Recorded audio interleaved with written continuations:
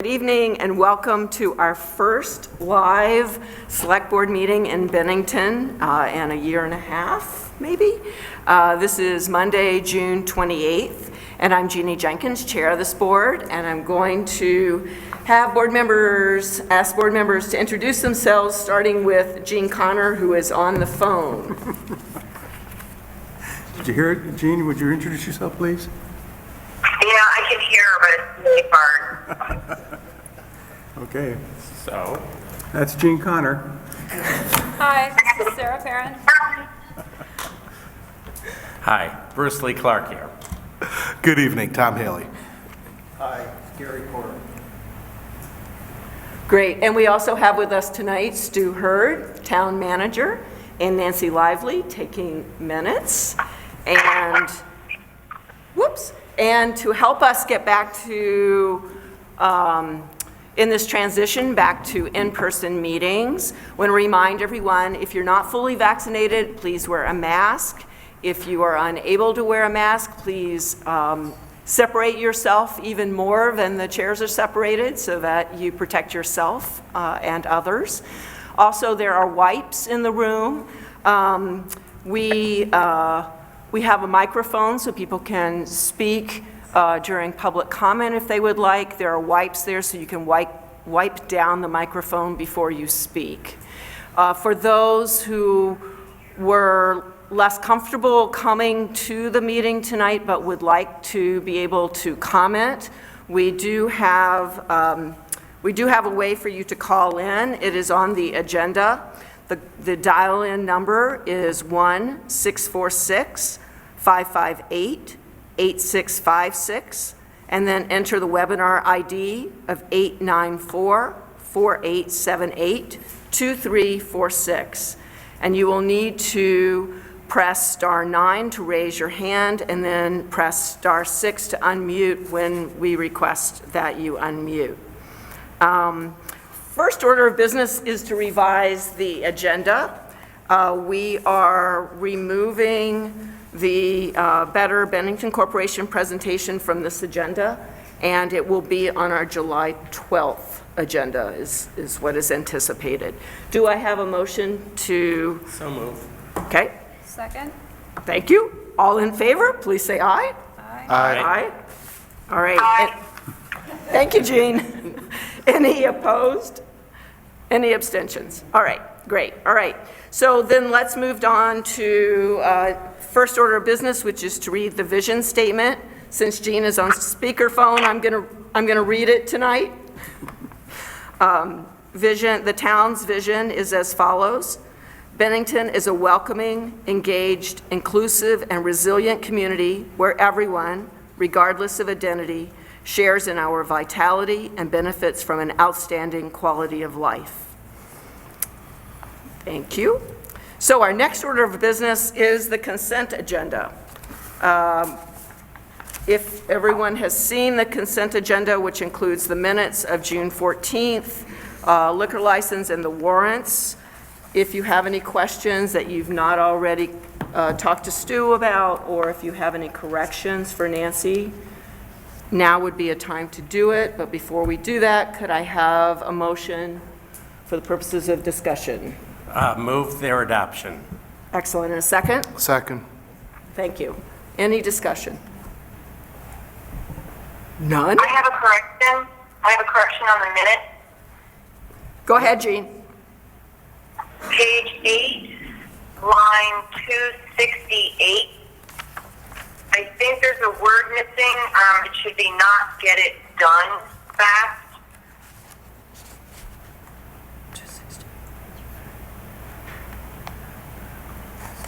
Yes. Okay, so you would like to add what word? Done. Okay. I'm sorry, 269, line 269. Our goal is to get it, Get it done fast. not to get it done fast. Okay. Nancy, does that make sense? Yeah, okay. All right. Well done, Jean. Thank you, Jean. All right, so with that correction, Could I have all in favor of approving the consent agendas, please say aye. Aye. Aye. Any opposed? Any opposed? Any abstentions? All right, perfect. Thank you very much.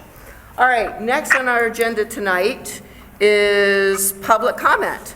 So the procedure for public comment was available at the back. There is a sign up at the podium if there's anyone who would like to sign up and has not already. Please let us know. Dan, is there anybody that has signed up? No? All right. All right. And we have no comments by phone, so let's move on to, if someone does come in by phone, I'll come back to them. Let's move on to community policing.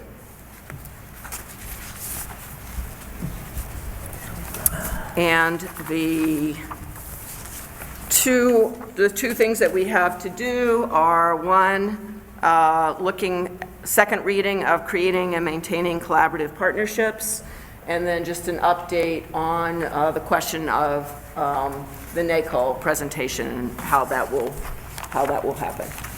So Bruce, I'm going to turn it over to you. Sure. This is a second reading. It was changed very little from what you have seen before. I think any changes that were requested were dealt with, and so what you got was essentially the document. I do think, I'll say it again, and then I'm going to commend the committee. I actually know who worked on this. I will say again, this is a policy that would be for the police department.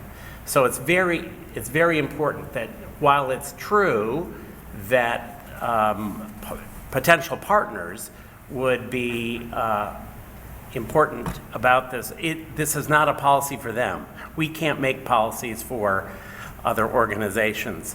So if PAVE enters into an agreement with the Bennington Police Department, they'll have their own policies to work on for that. But this is how we intend for the department to work. Those on this committee were Charlie Jingo, Rachel Blumenthal, Marsh Hudson Knapp, and Angela Emerson, along with Dan Monks, Daniel Ferrara, and myself. And I move its adoption. All right, do I have a second? Second. Excellent, thank you.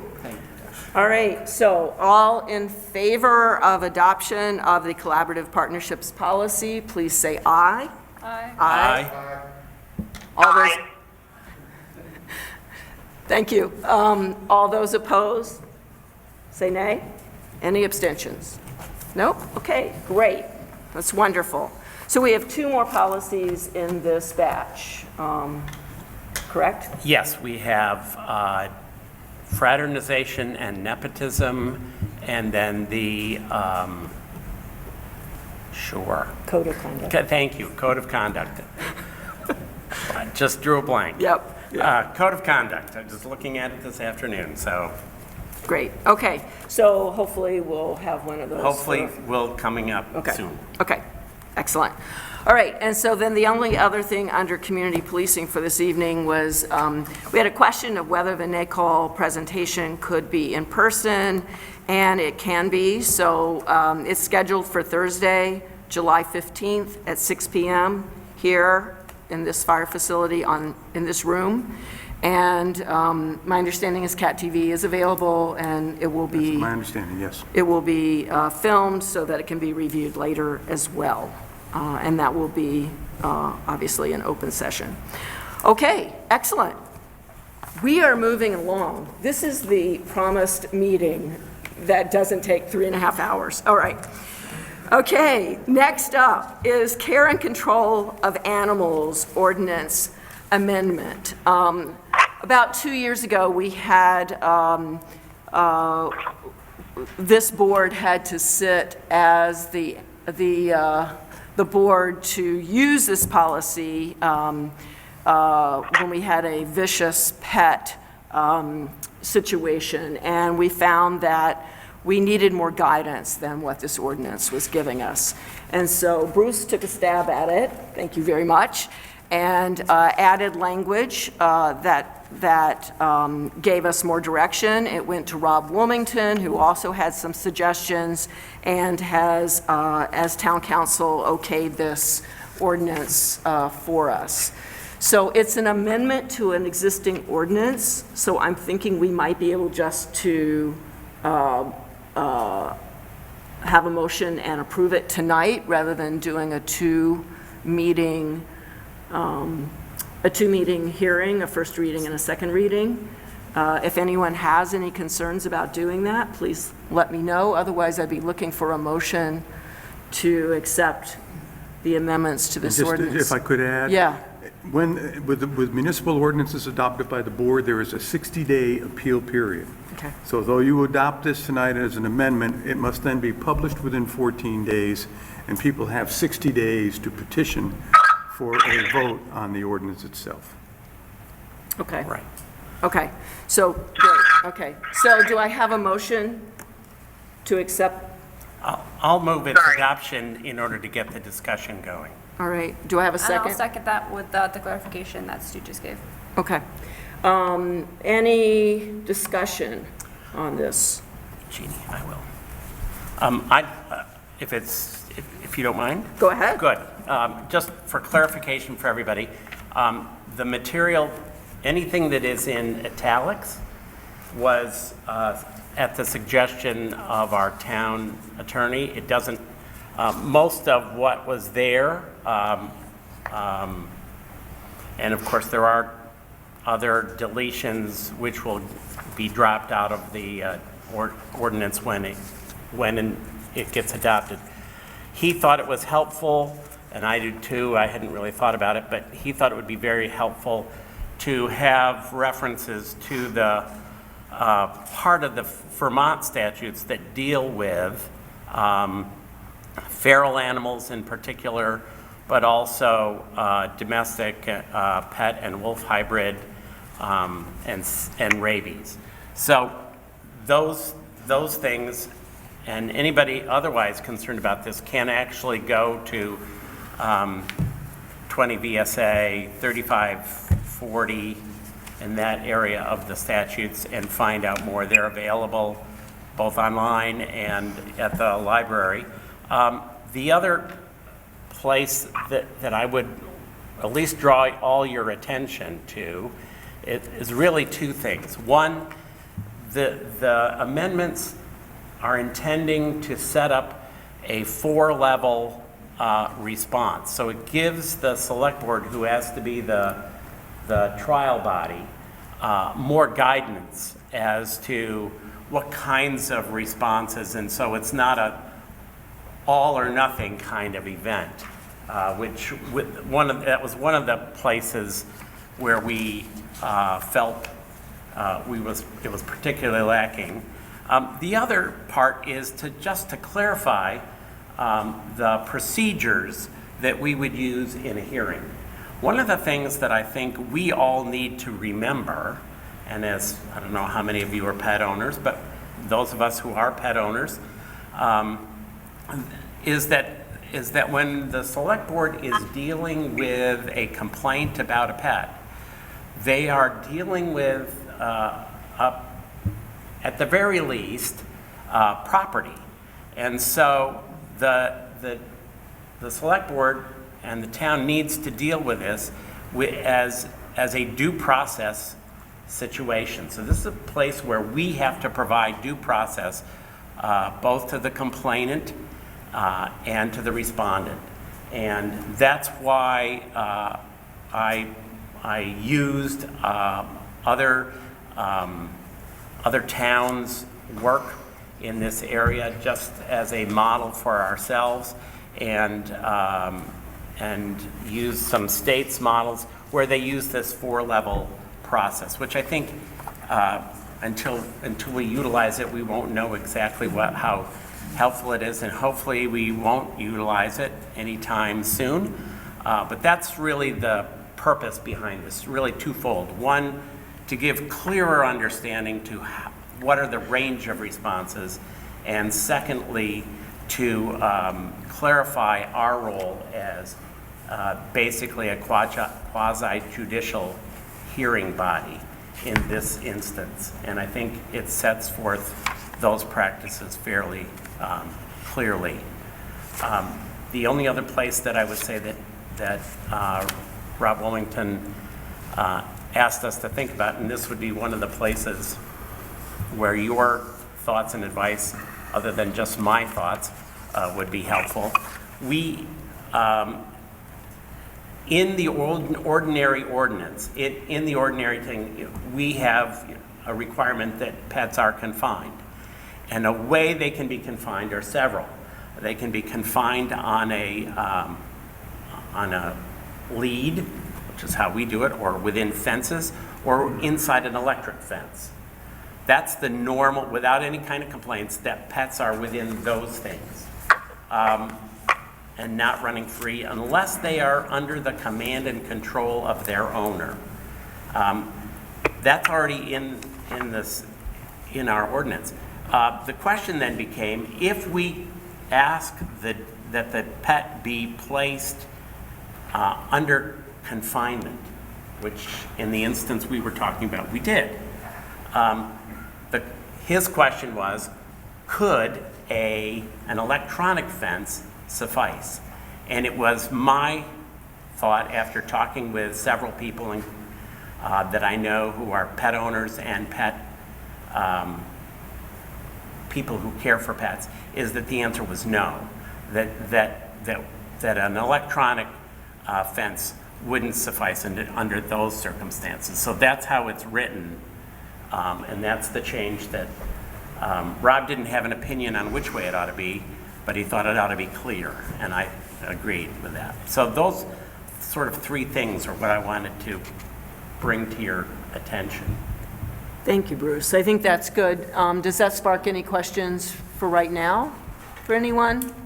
So the process is, it's in writing. There'll be a notice that goes out that says 60 days, here's where you're right. Once adopted, we'll strike what's stricken and amend the ordinance and publish the amendment as part of the ordinance, and it gets published within 14 days. All right, and it will say who in the town office comments should go to. Yes. Okay, all right, great.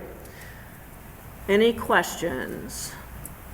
No? So then, was there a Yes. motion? Yes, and it was seconded. So all those in favor of this new amended ordinance, please say aye. Aye. Aye. Aye. And any opposed, please say no. All right, any abstentions? All right, great. All right, so thank you. It's out for 60 days, which is great. Lovely. And thank you again, Bruce, for your work on that. I think You're welcome. this will make the next hearing hopefully move more smoothly. Yes. All right, so next up is adopting the water and sewer budgets for 21-22, and also then setting the water and sewer rates for this next year. We had a very, I think, informative session last Wednesday with RJ Jolly, Larry Gates, and Melissa Courier, along with Stuart Hurd and Dan Monks. And I think we got a lot of our questions answered, but we've now had a weekend to think, and we have some public here who may have thoughts as well. And I see we have one call-in listener now. Any questions from the board? No? Okay. Any questions from the public? All right. So what we are proposing is to adopt the budgets, yes, and keep the water rates the same as last year. The sewer rate will go up. This is the second year of 4 years that the sewer rate needs to continue to go up to get depreciation where it needs to be.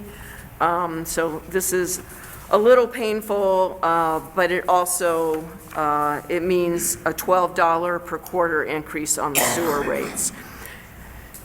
Stuart, do you have anything that you want to add, or are we No, ready to? You actually did a very good job. Thank you. Well, you guys laid it out really well on Wednesday. Do I have a motion to accept the budgets and the rates for town water and sewer for the coming year? Should these be Should they be the same, two or one? Or one. You can actually do one. Okay. Someone like to make that motion, or at least, Nobody wants that. Jeez, I'll make the motion. What the heck? Let me move that we adopt the proposed budgets as presented, and also the rates as presented, 0% increase in water, 10.5% increase in sewer for the coming year. do we have a second? I'll second that. Okay. Leave me hanging. All right, all right. Gary? Yes, I think Gary beat you to it. Sorry, you're on delay, I get it. All right, so, all those in favor? Yes. Oh, Nope. All those in favor, please say aye. Aye. Any opposed? Aye. Any opposed, please say nay. Any abstentions? All right, excellent, wonderful. Thank you. Okay. He didn't raise his hand. All right, so next up is the American Rescue Plan Act, or ARPA, and Dan Monks is going to walk us through this pretty exciting development. I always like to come to the board and talk about money that's coming to us, so this is one of my favorite things to do. But anyways, I did send you guys a memorandum. There's one minor change that I'll talk about in a second, and just for the public's sake, I'll do a quick summary of the memorandum. As part of the American Rescue Plan Act, otherwise known as ARPA, Vermont municipalities, including Bennington, are eligible to receive federal funding.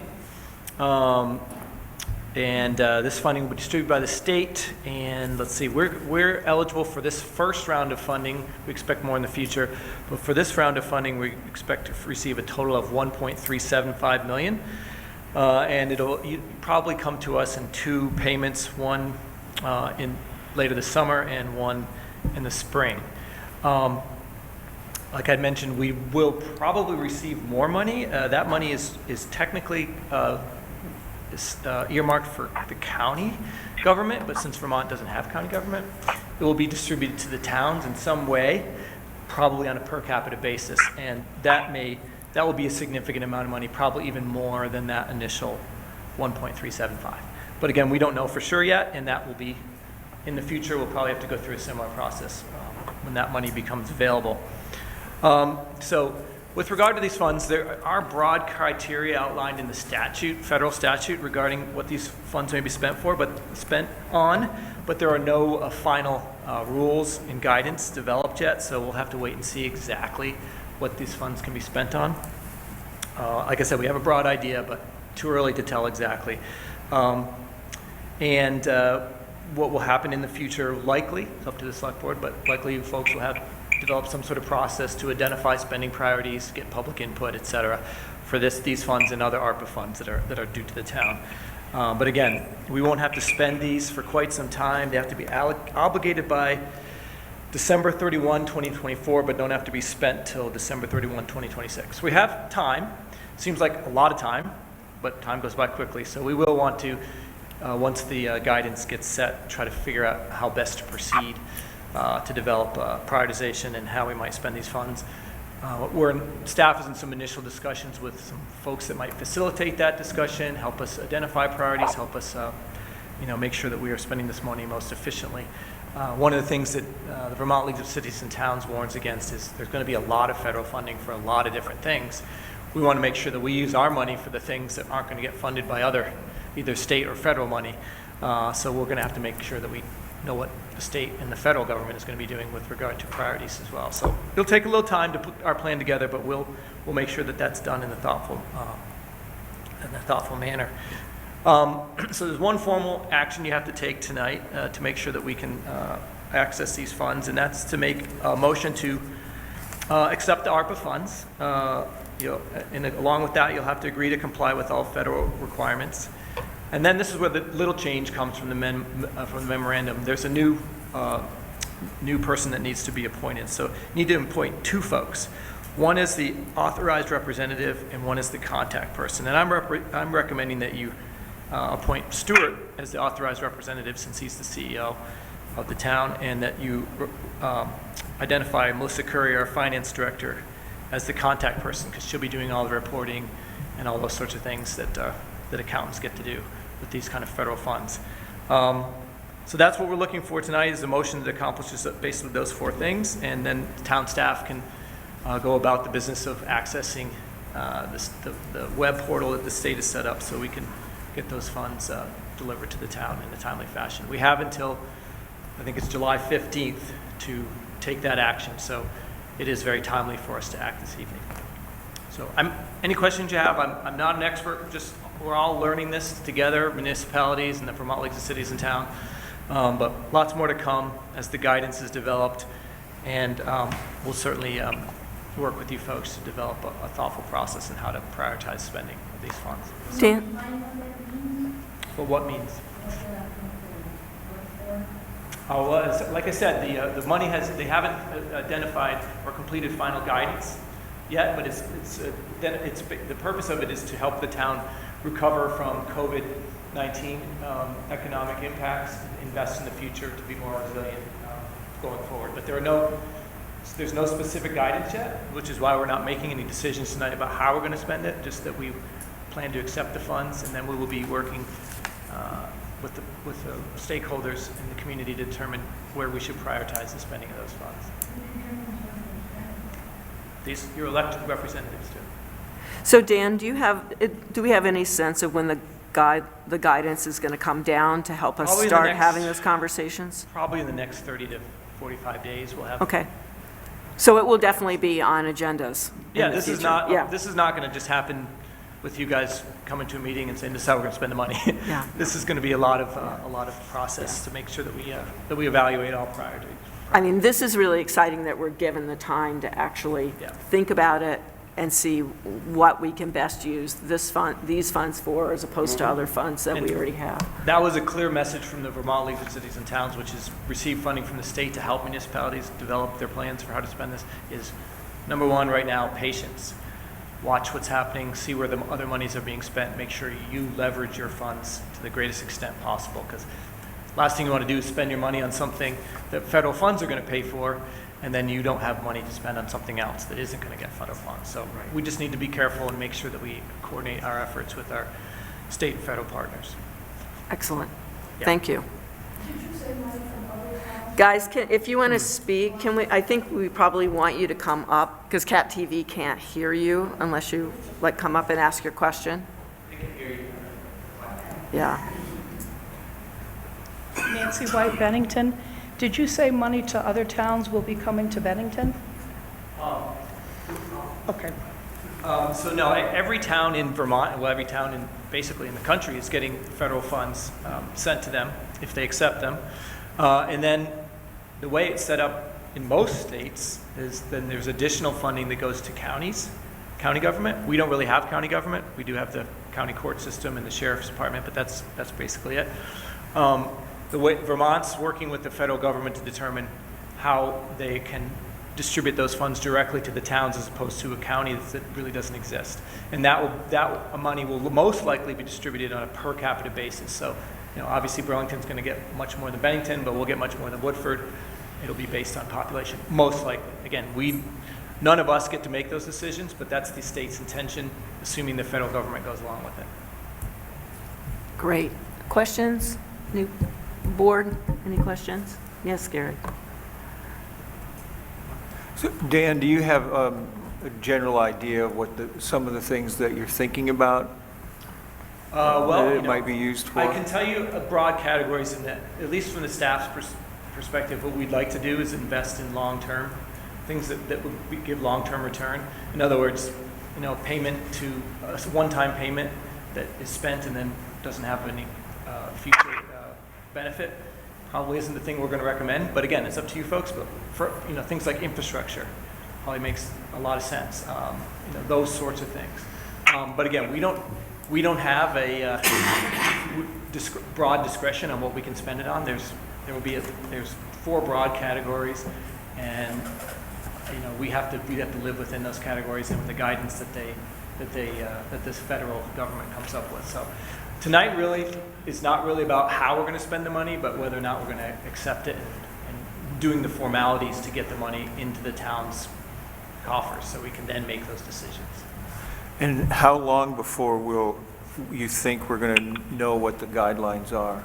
As I mentioned, between 30 to 45 days probably. But Okay. again, we're relying on the federal government, and we don't have any control on how quickly they act. And again, these funds, they don't even need to be obligated until the end of 2024. So, you know, the federal government's not under a huge time crunch, although we'd love to know sooner rather than later so we can do our process. All right, so I would look for a 4-part motion so that we can accept the funds, agree to comply with the federal requirements, appoint an authorized representative, who would be Stu Hurd, and a contact person, who would be Melissa Courier, who will use the state of Vermont's web portal in requesting funding. So moved. Thank you. Do I have a second? Second. Yay. All right, thank you, Sarah. All right. All in favor of this motion, please say aye. Aye. Any opposed? Thank you, Jean. Any opposed to this motion, please say nay. Any abstentions? No. Excellent. All right. This is pretty exciting. Thank you. All right, and with that, I think we're moving on to the manager's report at 6:30. Holy cow. Yeah. Hold your breath, folks. The action item I have is a return with the request for a portion of Depot Street to be closed for the Summer Home Brew Fest. This was on our last agenda, but there were some concerns raised by one of our neighbors. The folks at Brewfest met with the neighbor. They've come to an arrangement. So now the request is to close a portion of Depot Street from the public parking lot entrance north to the sidewalk entrance to GBIC's, the Greater Bennington Interfaith Council's facility. After 1 p.m., the closure would then be moved north to the bridge. GBIC's apparently has agreed to that, and I think that's attached to your report here, and so that is the motion I would seek. I would move that I'll closure. second that. Thank you, Bruce. Thank you, Sarah. All right. All those in favor, please say aye. Aye. Aye. Any opposed? Please say no. All right. No abstentions? All right, great. Thank you. And What the else rest- do you have? The rest of what I have is really informational, just to confirm that the town will be holding fireworks on July 4th, Sunday evening, beginning around 9:30, 9:25, depending on when dark falls. This is sponsored by the Price Chopper folks, Casella Waste Management, and the Bennington Banner and the town of Bennington. The shoot authorized this year is for $13,000. I think it'll be a pretty good event. The last time we were able to do this live, it was pretty spectacular. So last year we had to cut it back a little bit because we couldn't have people on site. Once again, though, if you are not vaccinated, we're asking that you wear a mask and socially distance and just simply use care, because we know that COVID is somewhat under control in the state, but we know it's not over. And we know that the various variants are still very aggressive. So, folks, please be safe. The second announcement is one that came in very late today. The Y has received several grants this summer for the programs they're offering. It's called Summer Matters for All, which is a summer camp for children. The town actually helps sponsor that with a scholarship fund that we created when we first joined with the Y. But they received a grant of $64,450. They are hosting, I think it's up to 125 children this year, and with a variety of events throughout Bennington, but they're going to be using Willow Park, they're going to be using other facilities throughout the community. I don't have all of the stuff lined out for you, but it should be pretty exciting, and it is very, very, very well attended. A second grant came in called VCF Spark, Connecting Communities. And this is a grant to enrich the community at Bennington Rec Center for $2,800. A third grant came in from the VCF Opportunity Fund for Southshire Youth. Here it's titled Outdoor Recreation, Providing Growth and Leadership for Teens. So this is a teen-focused grant of $3,500. Health New England provided a grant of $2,000 for Grow Together in the Community Garden. So as you've been watching the papers, there are events at the community garden, a lot of instruction going on there, which is pretty interesting. It's probably the most active the garden has been in years. Stewart's Holiday Match is providing a $1,000 grant for teen leaders. So a second grant to help leadership for teens. And then United Way Grant Impact, which is verbally confirmed only, for $3,100 for youth nature exploration. So lots of money coming to the Y. Going to be a pretty amazing summer for the folks at the Y and folks enjoying the Y's opportunities and programs. And I think I can stop there. Great. Yeah, that's good. I'm sorry? The Y, these are applications that come in through the Y. The Y is obviously controls its own programs and who attends. They do offer scholarships for children and families who don't have the income to meet the required fee for the classes. So the select board, the town staff, we don't select who goes. These are applications that are made directly to the Y.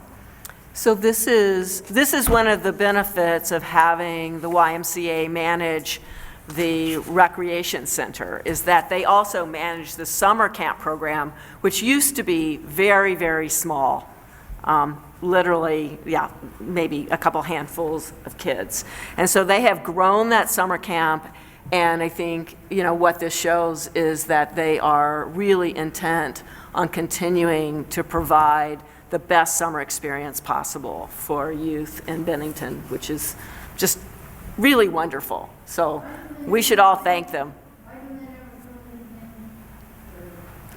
So Rose, if you would like to have if you would like to come up and share your thought, go ahead.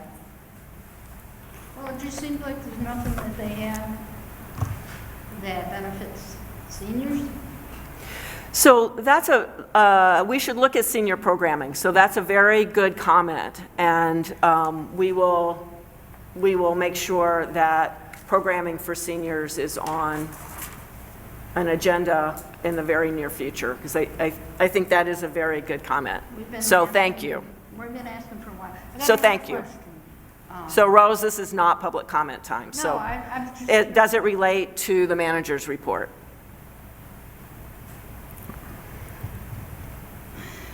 Thank you. Thank you. One last comment. Yeah. And I've glossed over this, but for those folks who have been up to Willow Park recently, they have noticed that the community-built park is open and accessible. Bennington's town staff did close down a couple of the facilities there that were somewhat dangerous, but the rest of the park has been refurbished and will continue to operate throughout the summer, in hopes that perhaps next year, or perhaps with some of this ARPA funding, we'd be able to replace it with something that is more durable and less dangerous for the people who are using it. That's great, and I'm hoping, I think that is something that's very, Willow Park and the community-built park is very near and dear to all of our hearts.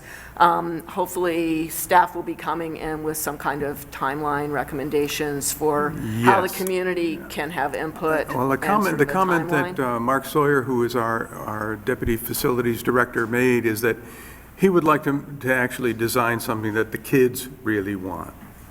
So it looks That'd like be we're going to great. have some public meetings for kids Great. to offer their opportunities and their ideas. That would be super. That is super. Thank you. So we look forward to that. Stu, could you just briefly go over the bike ped project, just real briefly? Just the timelines. I've been getting a lot of questions on that. I'm actually going to ask Dan to move back to okay. the podium. This is his Oh, okay. report. Okay. Just a brief overview on that, but I guess you're going over that. Okay. I did distribute a memo to everybody with Yeah, it's- that, so, let's see, so, the Orchard Village, formerly Applegate, Gene always corrects me if I say Applegate. The Orchard Village at Willowbrook Path is under construction. The last thing what they need to finish up is the boardwalk construction. And as you may or may not know, I think most people know, there's severe shortage of carpenters, so they're having a tough time getting their subcontractor in there to finish that up. But we do expect that to be completed before school reopens at the very latest. They're supposed to be done by July 30th, but I think they will ask for a 2-week extension.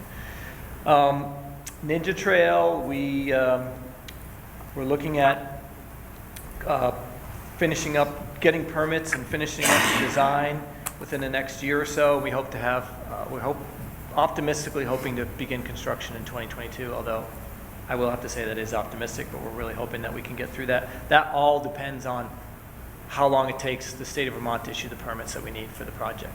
So if it takes them 3 to 4 months, we're in. If it takes them 6 to 8 months, they're going to push us to another construction. But we season. do have all of the easements necessary to complete. We have all the easements, it's been certified by our attorney, and we have actually requested some additional funding so that we hopefully will have additional funding to do this project.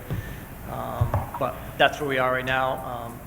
Proceeding, permitting is really our next big hurdle. We do have, if the current funding opportunity does not pan out, we do have at least 1 or 2 other funding opportunities, so we feel pretty good about funding, but we do have to get through that permitting hurdle. Bennington Pathway, the rail trail conversion project, the contract has been awarded, and we expect that the folks will begin on that project in August. That will be about a year-long project, so we don't expect that to be done until next late summer. But that is under contract and should start, like I said, in late summer. I think they had a issue with bat habitat, which they can't actually cut trees until mid-August if there's possible bat habitat. So that's why that's on hold. Lisa, what they tell me, it's a very convenient excuse if there's another reason, but that's what I've been told. And these folks are great that we're working with, so I think they're probably being truthful. The next project that we are working on is the Benmont Avenue bike ped project. We actually have, that's actually is just about to finish final design, and we already have all the permits and all the right-of-way. And the thing that's going to probably hold that up, not hold that up, but will determine how quickly it happens, is that's probably going to be a 2-phase project, one with federal funds and one with town crews. And so we'll have to coordinate that with RJ and his folks about how that works and how we can fit that into their schedule. But we feel optimistic about that project moving forward as well in the next construction season. One thing that we haven't mentioned in here that I know some folks probably are thinking about is the Franklin Lane upgrades. Our consultant is gathering pricing for all the different components, which we hope to have by next Friday, and then we'll be able to decide, whether or not we can do the entire scope or if we have to try to phase it in over time. But we do expect that we'll be able to do the entire scope that we had presented to you folks, which wasn't the full scope that we'd hoped to do, but at least is a good start on the project. So we're still hoping that can happen this year. Again, contractors having a really hard time finding people to work for them. So I don't want to make promises I can't keep, but we'll be ready. Whether our contractors will be able to start or not, that'll be a different story. And the second part of that is the cost of materials is literally through the roof. Which is why we're concerned about our budget. Yeah. Any other? I don't know, does Jean have a question? No, she's got some interference Okay, that all right. that bugs her every once So in a while. great, that was very helpful, Dan, thanks for asking, Sarah. That was great. Yes, we're all going to dance across the pathway at Orchard Village when that is finally done. That is amazingly a long timeline for that. Oh, my, but a very worthwhile project, so, great. Yes, go ahead. Yeah, Stuart, I had a couple questions about the chief's report, Okay. if that's okay. So we currently have 4 openings with 2 more coming during fiscal year '22 or expected. Is that type of turnover pretty normal? No. No, okay. No, this is extraordinary, and it's actually, unfortunately, it's happening throughout Vermont and the nation. A number of officers who have reached retirement have decided to leave. We're also having some of our younger officers who have been with us anywhere from 4 to 10 years have moved on to take other positions, some not in policing, simply because of the constant, I think, review and upheaval that police departments are facing with some of what has taken place this year. All that fallout comes down on good people when bad people do bad things. So we've got 4 openings. Fortunately, we have 4 individuals who we have made offers to. We have to do that in order to be able to do the deep background checks that are necessary for hiring police officers. So 2 are older. They come out of the military. 2 are young, I believe college graduates that are very, very interested in getting into police work. So we're somewhat fortunate to have found them. I can tell you that the state police are down, heavy numbers in their patrol division. Manchester is hurting, looking for additional police officers. Wilmington, I think, is still looking for officers. So it's within the region, it's within the state, and it goes beyond our boundaries as well. So this is not normal, unfortunately. We might see 1 or 2 retirements on an annual basis, but not this kind of change. Okay. And what do we have anything in place to encourage applicants that are BIPOC, LGBTQ, women? We really don't, other than when we advertise, we're always looking for BIPOC individuals.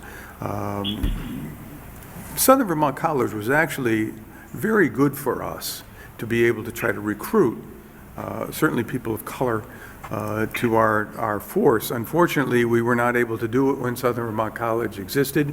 We had a number of people we looked at, but they either took jobs elsewhere or for whatever reason weren't able to get through the background check simply because of things they either did or didn't tell us about when they were being interviewed.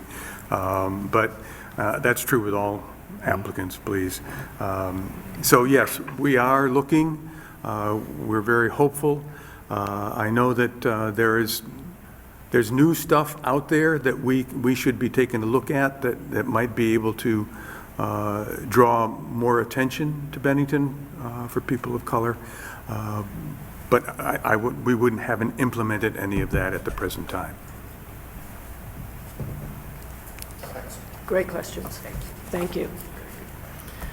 All right, so any other questions on the manager's report? No? All right, so then looking at upcoming agendas, for July 12th, the Better Bennington Corporation presentation is hopefully on for their work plan and budget. We'll hopefully have a first reading on a policy. I'm wondering if we could think about maybe having senior programming on the second meeting in July agenda, just to give us some time to think about what would be helpful and to get some information out there. So if not late July, let's do August. But Hopefully, I would yeah, like well, it in let's July see if it's possible. we'll see what's possible. So anything else we know that's summer? I can't think of anything right now that's on the horizon, which is kind of nice. I know, but things will happen. Yeah, yeah. Who knows? Who knows? Okay, so that's great. Other business. Jean, do you have anything in other business? Yeah, I just want to say, I just want to publicly thank Mark Sawyer for his dedication to Willow Park. I just personally really appreciate all that he's done for that park and continues to do. So. That's lovely. Thank you. Jean. Did everyone hear that? Perfect. Sarah, anything? I guess just going along with what Dan said, finding contractors is difficult, so maybe anybody that's considering a job in the trades, now's the time. Yes. Bruce? I will follow up with my grandfather's report. A word of thanks to those who have put the work together for at both Willow Park, but also the splash pad, again, a big hit, and Stark Street Playground. If you haven't been there, he's been having a great time. It's a remarkable facility for Bennington because it's sort of open to interpretive play. You know, the kids it's no programming kind of thing. So kids get a chance to just think or have fun. And that's a great resource. And I can remember when it was sort of a sad little field. So back in the day when my students were exploring smoking in town parks. Enough already. Okay? So much better. I'm just saying, great improvement. Thank you. All right, let's definitely, Tom, move on to you. No, that was great. We used to have a school report, now we have a grandfather report. Right, Gary? I have an update on the Energizer reuse plan. BCRC and Camoin have been working on base information, and they have scheduled a Zoom meeting for July 21st. So that's coming up. That's to elicit public comment. So that'll be on the town website and BCRC's website for people to be able to tie into that. What time? It is at 6 o'clock. Perfect. All right. And that's a public meeting for public input. Yes, and it'll be a Zoom Great. meeting. All right. And Jean, can I just make one comment? Sure. I did go up to Willow Park this weekend, Saturday, to attend the grand opening of the dog park, which is actually quite a nice little facility. But I was amazed. You had the BMX with a two-day event, BMX track with a two-day event. That parking lot was jammed. You had both pavilions full with family gatherings. You had people in the community-built park on the swings and on the park was really busy. There were a lot of people there. It was really, actually, you stand and you look around and you think to yourself, this is quite a facility for the town our size. So Yeah. that's a shout out to how well things are happening at Willow Park. And it's beautiful. The grass is beautiful. It's just beautiful up there. Yeah, it was fantastic. Yeah. All right, so the only thing I'll add then is we had a fantastic Pride Parade on Saturday. So this was a very busy town this weekend. There were lots of things happening, all happy and just wonderful. So, anything else?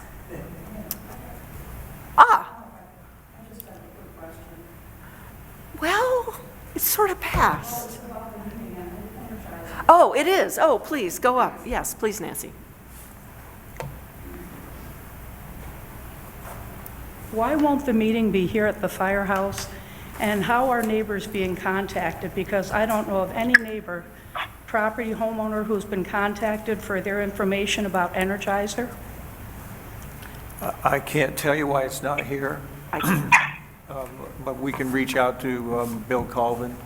I can speak to that. So there are consultants that have been working on the project, and they are Baltimore, Chicago. There's someplace far away. Yeah, so it's Energizer folks who wanted to be part of the public meeting. And the public meeting was originally scheduled to be a Zoom meeting. So now that it's opened up, they decided to keep it as a Zoom meeting. One, it's in many ways more accessible to people than in-person meeting. And two, it means that the Energizer staff that had planned to be at the meeting to answer questions could be there. And in terms of, we just got the notification today. Today, yeah. So there will be lots of information going out about the meeting, and I am quite sure that there is a plan for letting everyone in the neighborhood know, as well as everyone in the town. Okay. We can do Nancy, Gary, and Jean, since we're familiar, we can ask the consultants to make sure they take a concerted effort to reach out to their community, so they know how they can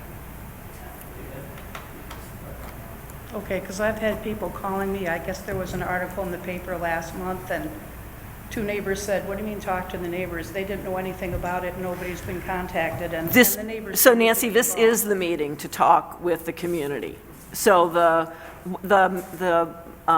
information in the paper last month was just saying this process is starting, and we'll let you know as soon as the date is set and we know what's happening. So what Gary's letting you know tonight is that the Okay. date for the community meeting has been set Okay. and the format.